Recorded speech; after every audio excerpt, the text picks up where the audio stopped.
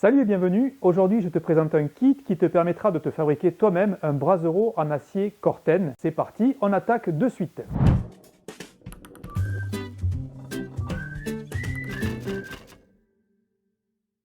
Ce kit se compose de pièces en acier Corten et en acier de forte épaisseur de qualité alimentaire pour la partie cuisson. Alors l'acier Corten, si tu ne connais pas, c'est un acier qui a la particularité de rouiller et de se stabiliser. C'est-à-dire qu'il va rouiller, c'est ce qui fait le charme du Corten, mais il n'y aura jamais de corrosion perforante. Ça donne une couleur rouille au brasero, tu n'as pas besoin de le peindre ni de l'entretenir et ça c'est plutôt cool parce qu'on a tous eu des barbecues ou des braseros peints de supermarché qui finissent à force de rester par tous les temps, finissent par rouiller et à devenir dégueulasses. Alors pour fabriquer ça, là encore, pas besoin de beaucoup d'outils, il te faudra bien sûr un poste à souder, soit l'électrode enrobée, soit un TIG. Nous, ici, on va le fabriquer, on va l'assembler au TIG, parce que déjà, on a la chance d'avoir ce type de poste là ici à l'atelier, parce qu'en plus, je suis un inconditionnel du TIG. Quoi qu'il en soit, tu auras juste à préciser à ta commande si tu veux le faire selon le procédé électrode enrobée ou TIG, et nous, on te joindra à la commande les électrodes Corten ou le métal d'apport TIG Corten en quantité suffisante pour que tu en aies suffisamment donc pour pouvoir assembler ton brasero. Il te faudra également un marteau à piquer ou un burin pour dégager le laitier si tu choisis de le souder à l'électrode, à la baguette, une brosse métallique et une équerre. Et après, les outillages classiques d'un atelier, c'est-à-dire en mètre éventuellement, enfin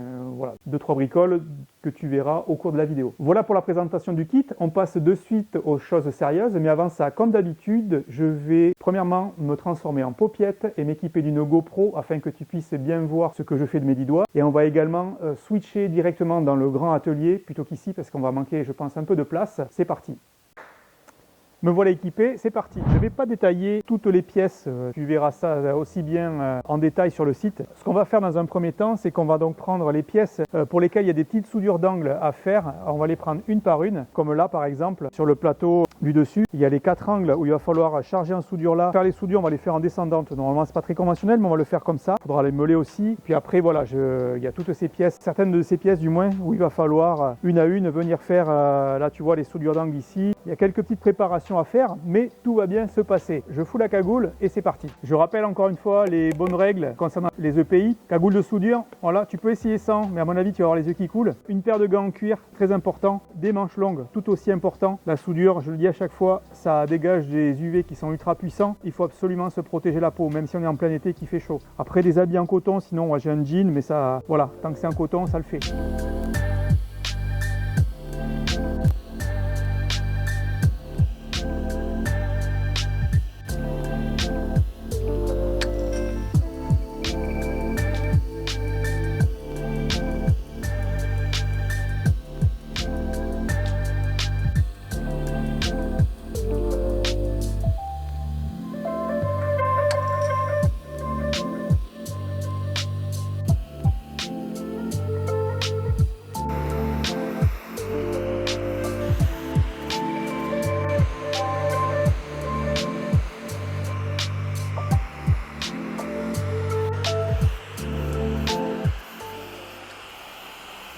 Là, on va se garder le couvercle sur la table de soudure. On va s'envoyer le tiroir et le support de tiroir. Et le support de tiroir, il ira ensuite dessous. Hop, on se met ça là. Il va falloir boucher ça, tout simplement. Rien de compliqué. Tu le vois, l'agent de sécurité là? Je pense que là, il est payé à rien faire. On est d'accord? La sécurité, il y a dû laisser aller. C'est parti!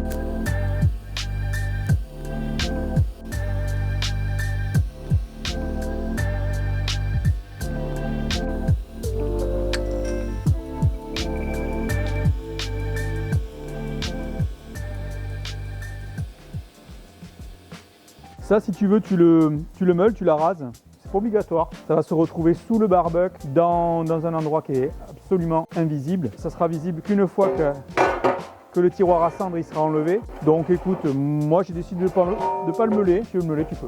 Étape suivante, on va se fixer le support de tiroir sous la partie du dessus du brasero. Rien de compliqué.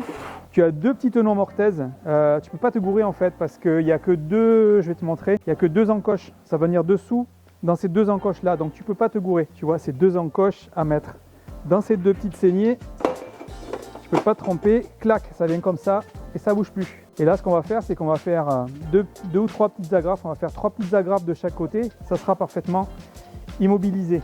Cette pièce viendra ici pour venir fermer le tiroir. Ça permettra de pouvoir le vidanger entièrement si besoin. Et le tiroir qu'on vient de souder, lui, viendra ici, sur le côté. Ok, tu peux avoir beaucoup plus de contenant dans le bol du brasero que tu ne peux avoir dans le cendrier.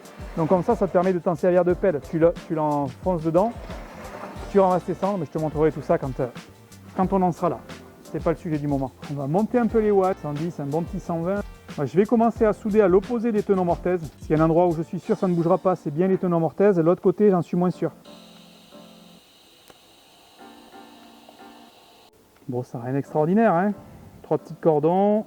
On se fait un petit peu chier parce que le rebord gêne là, mais écoute, ça se fait. Hein.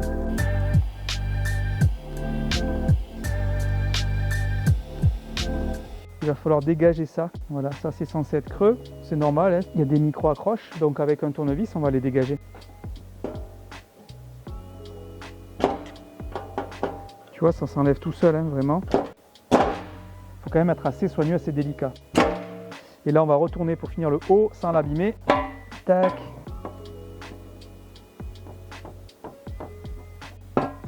Voilà.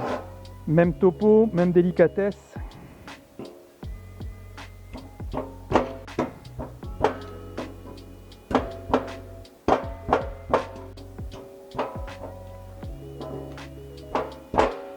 C'est un petit jeu de patience, honnêtement. Je disais donc, certains le savent peut-être, mais on est fabricant de tables de soudure. Et du coup, on va se servir des accessoires dont on dispose, mais tu peux très bien faire le job avec une équerre classique. Hein. Tu n'es pas obligé d'avoir des équerres comme ça. Moi, je fais ça parce que ça facilite quand même grandement le travail. Tu vas t'en rendre compte de suite. Hop, une petite presse. On met ça là.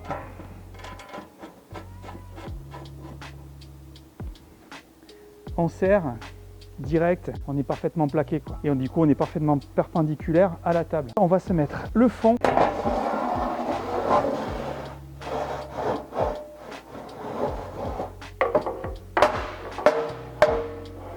Voilà, un petit coup de marteau. Je sais pas si tu vois la qualité des ajustements quand même. Ajustement de ouf. Voilà, on va repousser la table parce que le bas c'est quand même un peu décollé de l'équerre.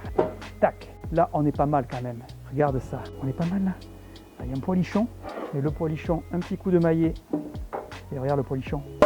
Oh, il n'y a plus le poilichon. Et là, pour souder, on va se pointer ça. On va faire un point ici. Et ensuite, on fera des petites agrafes là. Initialement, j'étais parti pour le souder à l'envers. Si vraiment tu veux que les soudures ne se voient pas, tu peux le faire à l'envers et tu soudes par-dessous. Mais là, honnêtement, ça va être des petites soudures. En plus, c'est au TIG. C'est un peu pour ça que je le fais moi au TIG. C'est que du coup, ça va faire des soudures qui vont être propres, sans projection, sans rien.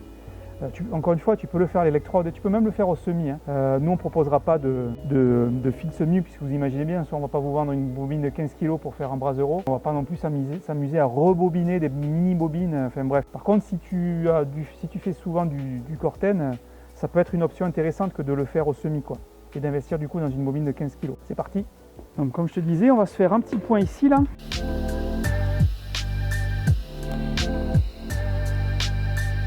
Et là, on va se faire des petits cordons là.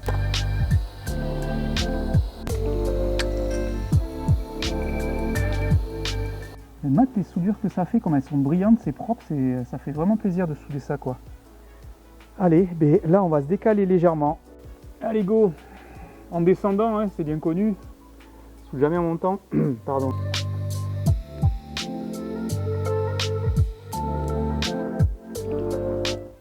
Voilà, je sais pas si tu vois, bon en fait je suis jusqu'en bas, il n'y a pas de souci, ça se fait bien. Je blaguais en disant que ça se fait jamais en montant, c'est faux, on fait jamais une soudure en descendant normalement, mais là...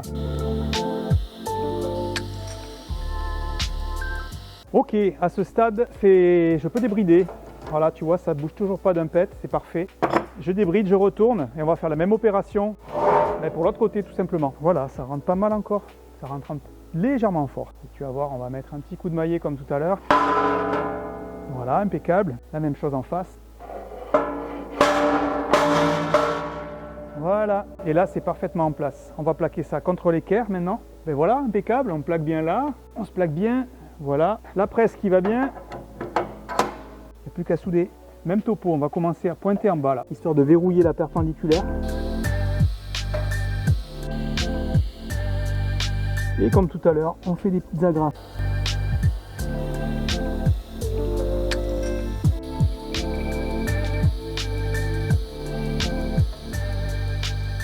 on a les fentes de ce côté. C'est censé être du côté droit du barbecue quand tu es en face. Ça veut dire qu'en fait, le brasero, on va l'utiliser depuis ici. Ce qui fait qu'en fait, le fond, il va venir là-bas. On va le mettre en place comme ça. Alors, là, c'est très simple. On passe par en haut. J'espère que je suis assez grand. Ouais.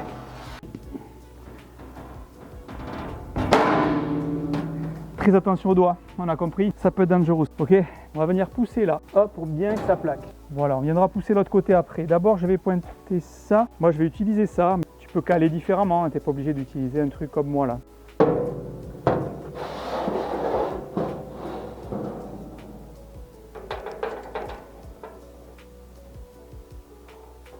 Voilà, comme ça, tu vois. L'essentiel, c'est le résultat. Comme tu vois, ça plaque bien partout. Ici, je le tiendrai au moment de le pointer, tu vois. Je vais faire d'abord un point en bas, un point en haut, puis ensuite je fais un petit point ici. Après, on fera la même chose en face. Pour l'instant, en face, ça plaque pas. Et ça m'arrange parce que si ça plaquait, la plaque, elle se casserait la figure.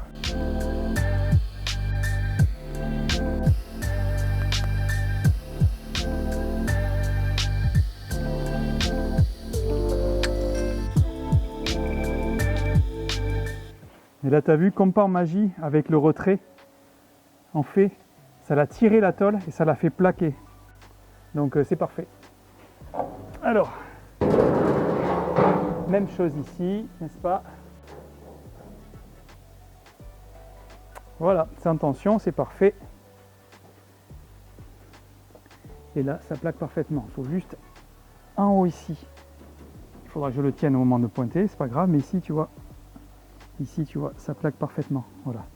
Il n'y a plus qu'à souder. Donc là, on va faire 2-3 agrafes ensuite ici et on sera parfait.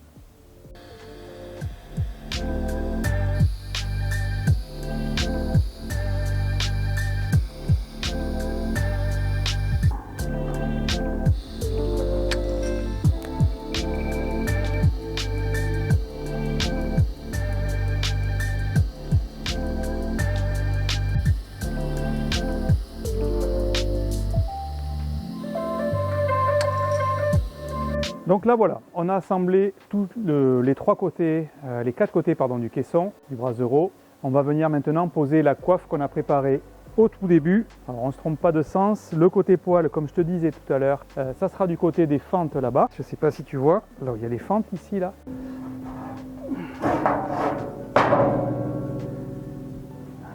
Juste dans les angles là, on va faire une petite agrafe là, on va faire la même chose en face. Et la même chose au milieu sur la tôle du fond. Et puis ça ira très bien.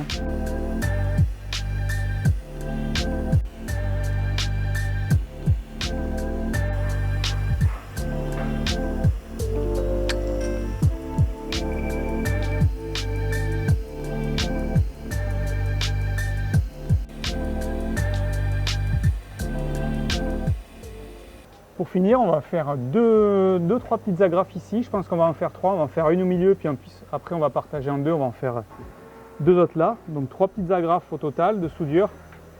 Et puis, on sera pas mal.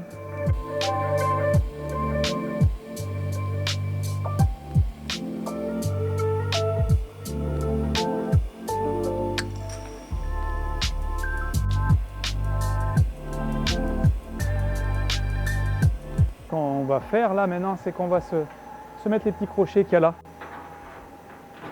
Hop, il y en a un qui vient là, l'autre qui vient là. Le plus simple, c'est d'aller faire un point juste sur le dessus là. Pareil ici.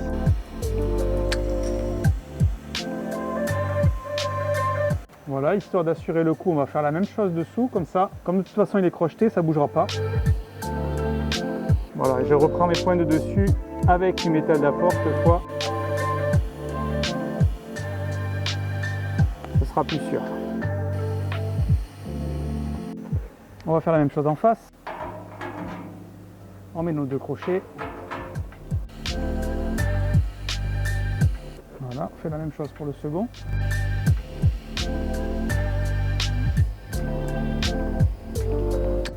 Et on refait le point de dessus avec du métal cette fois. Parfait. Voilà, j'ai pris le temps de mettre en place ce qu'on vient d'assembler sur palette. Comme ça me permet de le bouger un petit peu comme je veux. Et puis surtout maintenant de pouvoir travailler à hauteur pour construire le foyer.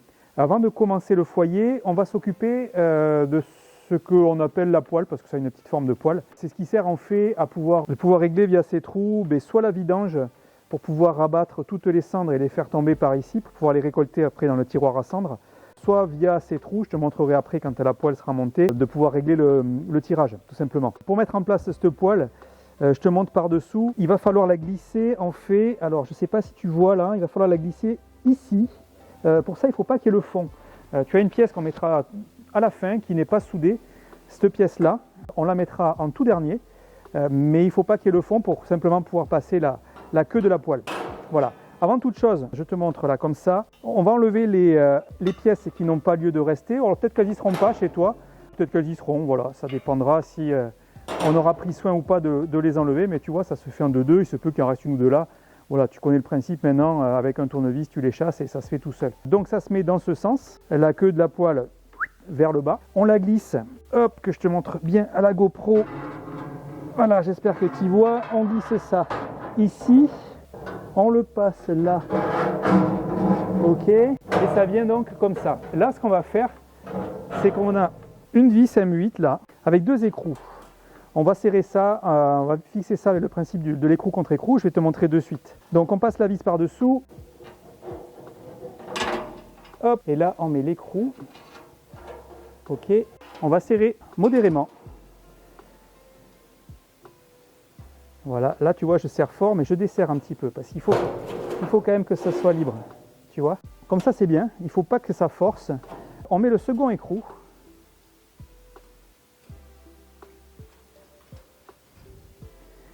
Et le principe de l'écrou contre écrou, si tu ne connais pas, c'est de venir en fait bloquer un écrou contre l'autre. Ce qui fait qu'en fait, ça va libérer, ça va laisser un petit peu de jeu, comme ça va pouvoir tourner là librement. Et surtout, les écrous vont être serrés l'un contre l'autre et ils ne pourront pas se desserrer, en fait, tout simplement. D'accord? Donc en fait, tout simplement, ce qu'on va faire, c'est qu'on va tenir l'écrou du bas, pardon, tenir l'écrou du haut.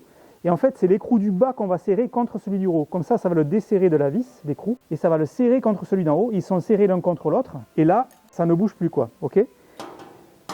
Voilà. Et le principe, en fait, c'est celui-ci. C'est-à-dire que dans cette position embutée, d'accord, tu n'as pas de... Quand tu es embuté, je te montrerai ça après, pendant qu'on fera une grillade, hein, ou quand le brasero sera complètement terminé.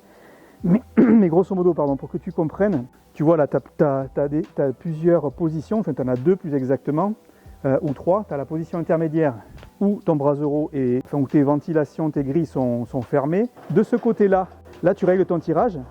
Et ici, là, si tu baisses la poignée vers le bas et que tu dépasses la course, là tu es en mode vidange, tu vois. Ça te permet en fait, quand tu as tout en place, ça te permet de ramener toutes les cendres, pardon, dans les trous. Voilà, tout simplement.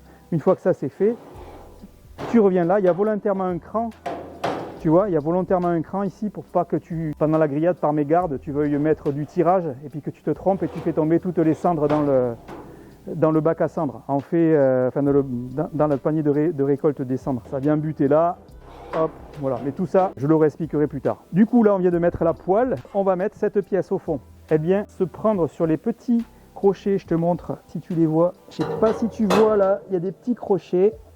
Voilà, c'est tout simple, hein. Elle vient de se mettre comme ça, cette pièce. Voilà, tu la crochettes et tu la redescends tout simplement. Et là, elle est bloquée. Ça ferme en fait le fond du bac de la boîte à cendres, tout simplement pour pas que les cendres, quand tu veux vidanger, se cassent la figure au fond du brasero. Mais écoute, là on est bon, on va ranger les clés parce qu'on n'en a plus besoin et puis on va monter le foyer, tout simplement. Alors, on va se mettre en place les quatre côtés du foyer. Il n'y a pas de sens, hein. Les quatre pièces sont strictement identiques. Dans l'idée, c'est de mettre les petites excroissances qu'il y a en bout des parois du foyer dans ces trous et de les reculer à fond. Comme ça, ne t'inquiète pas, elles ne peuvent pas basculer, hein. Voilà, mais normalement, la bonne position, c'est ça. C'est tu les enfiles, tu les recules à fond. Donc tu les enfiles, tu recules en fond comme ça et tu laisses basculer comme ça. Voilà.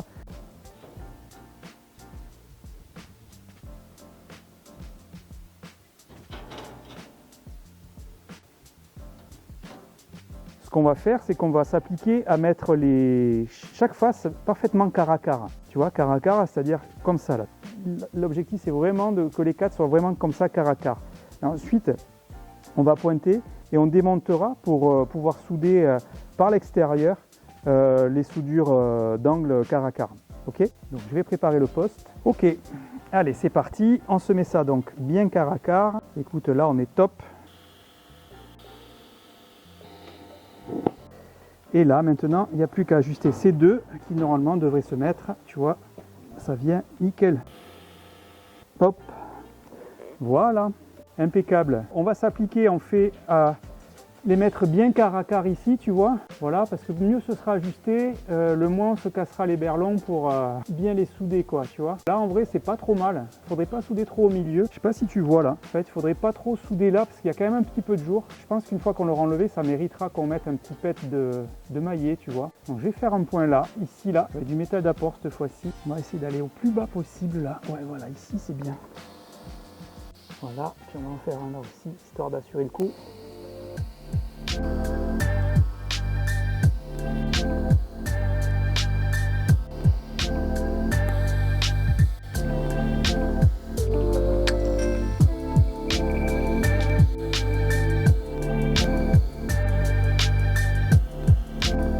Bon, là c'est parti, on est parti pour un petit peu de linéaire de soudure, mais ça va le faire, hein, tranquille.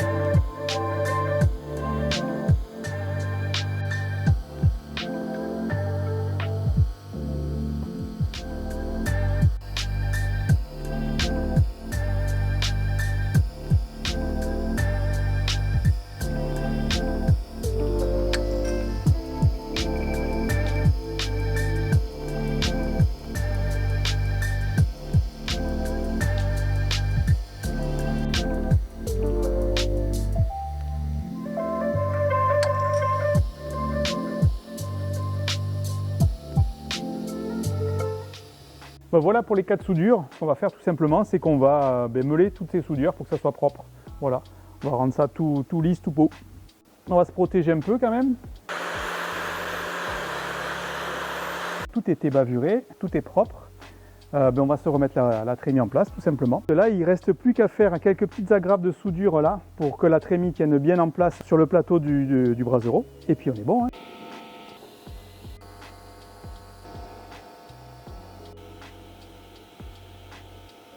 Voilà, toute la partie châssis du Brasero est terminée. On attaque maintenant la partie cuisson. Avant d'attaquer les quelques pièces qu'il y a à souder sur les tôles en épaisseur 10, j'ai pas pensé à te parler de ces pièces. Alors, comme un idiot, je les ai déjà pliées.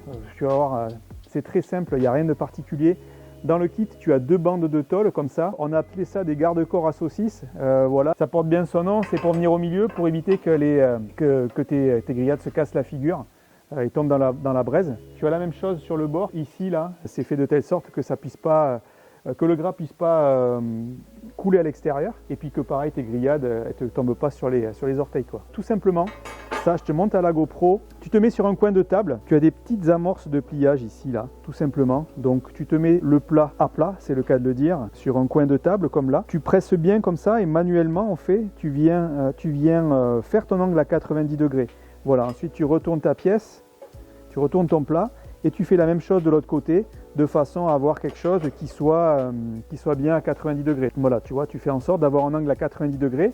Tu fais la même chose sur les 2 pièces, ce sont 2 pièces identiques, d'accord? Et ensuite, ça s'assemble comme un puzzle. Tu vois, tu as des petites empreintes, tu rentres ça là, on va venir souder à l'intérieur là et on va faire la même chose ici. Voilà, ça vient comme ça, ok? Fais attention quand même quand tu les plies, que je dise pas de bêtises, si ouais, elles sont identiques. Donc il faut que tu fasses 2 pièces identiques, tu vois.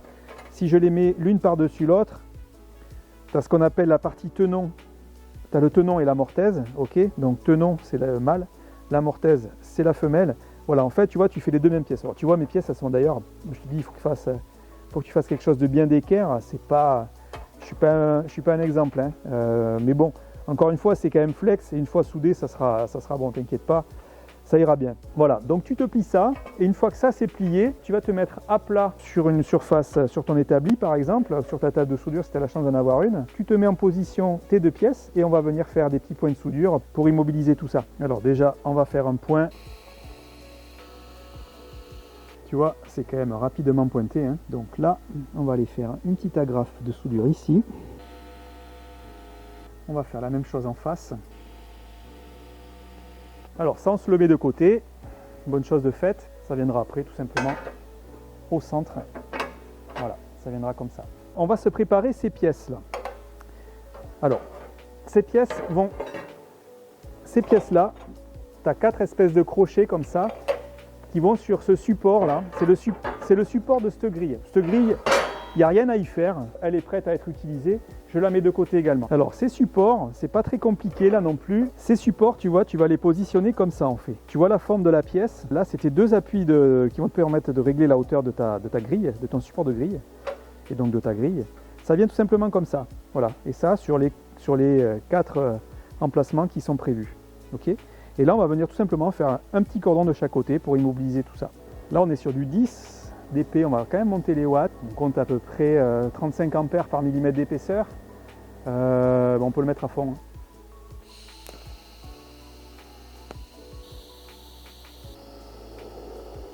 Et tout bêtement, on fait ça pour les 4 autres.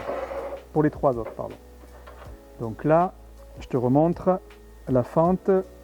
Cette partie-là. Contre, tu plaques ça bien, voilà, ça c'est good. Alors là il reste plus qu'une pièce à souder, c'est la plaque de cuisson. Alors la plaque de cuisson en soi elle est prête, c'est pas le sujet. Tu as cette pièce à souder, cette pièce c'est une butée, tu comprendras après, elle vient dessous la plaque en fait. Je ne vais pas rentrer dans le détail de ce à quoi elle sert, juste voilà, dis-toi qu'elle est à souder sous la plaque. Donc ce que je t'invite à faire, c'est à repérer lequel des deux côtés est le moins joli esthétiquement. Et ce côté le moins joli, tu le mets sur le dessus. Voilà, comme ça on va pouvoir souder ça sur cette face-là.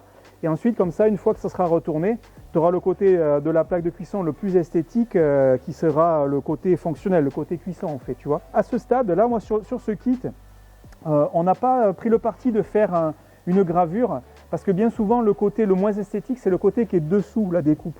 Donc on n'a pas la possibilité de le graver. Je t'invite à faire, tu vas voir, on va le faire ensemble.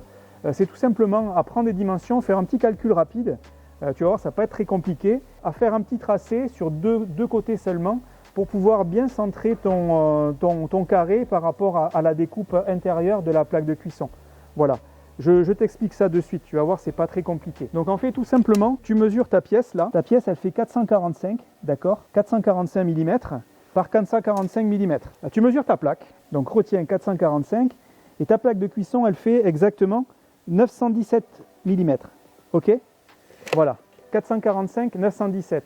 Donc si on fait la soustraction des deux, si on fait le calcul pour savoir la distance qu'il faut laisser entre le bord là, de cette pièce et le bord de la plaque de cuisson pour que ça soit uniformément réparti d'un côté et de l'autre, et pareil dans l'autre sens, tout simplement on a mesuré donc 917, 445, donc on fait la différence des deux, ça va correspondre en fait à la somme des deux espaces qu'il y a ici. Et on divise ça par 2 et en fait, si on fait donc 917 moins 445 divisé par 2, on trouve 236, d'accord? Ça veut dire qu'il va falloir qu'on se trace 2 axes, on va le faire de ce côté, ça sera plus simple pour moi pour les souder, à 236, d'accord?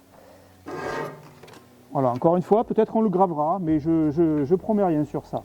C'est pas trop contraignant de devoir le tracer, il faut juste voilà, faire ce petit calcul, mais il sera pareil pour tout le monde, hein. Une fois que tu as regardé la vidéo, que tu as entendu que c'était 236 qu'il fallait tracer, si c'est 236 pour moi, ce sera 236 pour toi également. 236 par précaution, je vais me le tracer là, on va voir si le calcul est bon quand même. Donc on va pointer au milieu puisqu'elle fait légèrement le ventre, donc comme ça on va lui calmer l'envie de faire le ventre.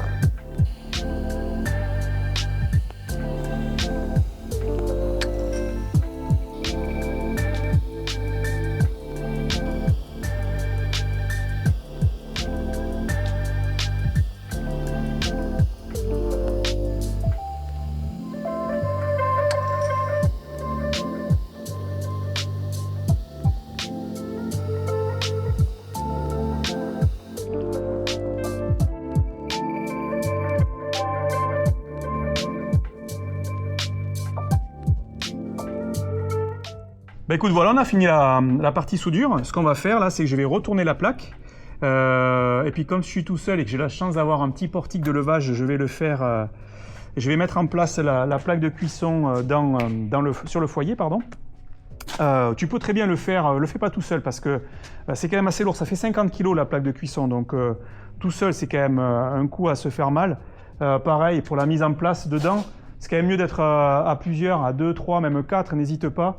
Parce que sinon ça va être non seulement ça va être très lourd, mais c'est un coup à te choper les doigts, à te pincer les doigts quoi. Voilà, moi je vais le faire avec un portique et un petit palan, mais ça peut très bien se faire à 2 ou 3 personnes quoi.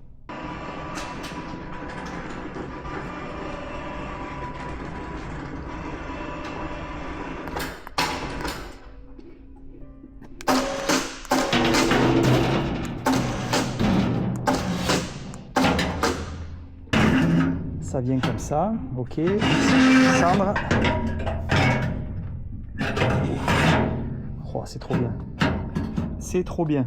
Voilà, donc premier niveau de réglage. Bon, dessus, bien sûr, tu as ta plaque de cuisson qui vient. Attends, on va reprendre depuis le début. Tu as ton garde-corps à saucisse qui vient là. Ok. Lui vient ici. Ensuite, tu as ça là. Hop.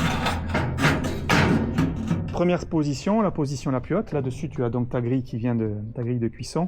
Tu peux également le descendre d'un cran. Voilà. En fait, tu viens en butée, ça bouge plus quoi. Tout simplement. Voilà. Et puis si jamais tu veux mettre ta grille de cuisson au même niveau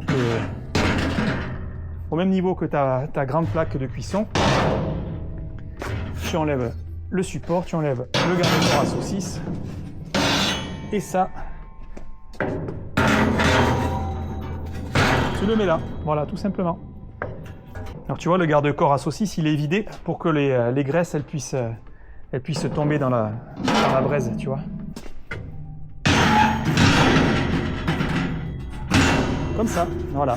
Donc voilà, le brasero est assemblé. Ce qu'on va faire maintenant, c'est qu'on va le pulvériser avec de l'eau salée pour forcer le corten à se patiner. Parce que si on attend, ça va être un petit peu long. Si on attend qu'il prenne sa patine, ça va être un petit peu long. Donc là, on va le pulvériser d'eau salée, tout simplement. Voilà.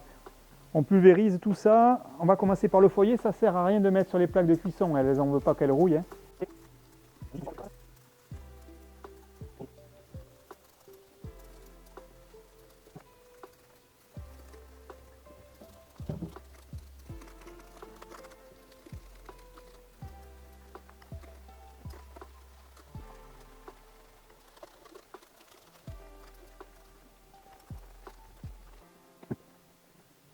Ce que je vais faire là, c'est que je vais imbiber un chiffon avec ce mélange d'eau salée. Tu vois, je vais finir mon bidon sur ce chiffon et je vais lisser en fait la pulvérisation que j'ai fait, tu vois. La raison à ça, c'est que j'ai peur que le fait de pulvériser, tu vois, ça fait des coulures par endroits. Je sais pas si tu le vois là, ça fait quelques coulures. J'aimerais pas que ça me fasse des différences de teinte dans la patine, tu vois. Donc en fait, ça reste une solution à base d'eau salée, on est d'accord, mais tu vois, je sais pas si tu vois là, je le lisse bien. Comme ça, on obtiendra une patine bien uniforme. Ok, et ça on va le faire pour tout, comme si on le lustrait, tout simplement. Tu vois, ça fait une belle couleur uniforme. Je vais pas goûter parce que c'est pas très propre, mais je suis sûr que si je mettais le doigt dessus là, que je goûtais un petit peu là, à la surface, eh bien, ça aurait un goût salé.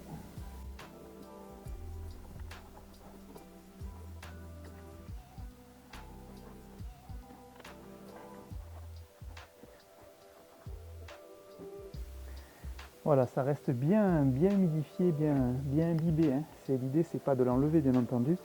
C'est au contraire de faire quelque chose d'uniforme.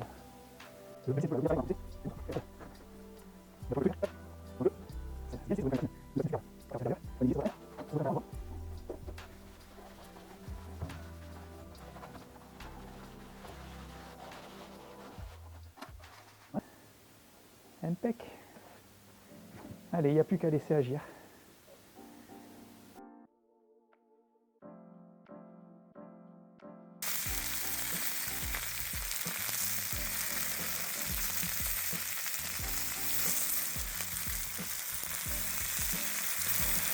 puis dans la fumée, je vais sentir bon.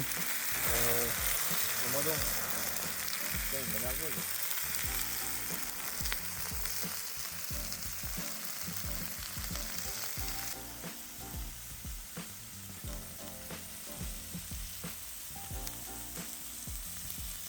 Bon, ben voilà, la grillade est terminée et il n'y a plus qu'à passer à table.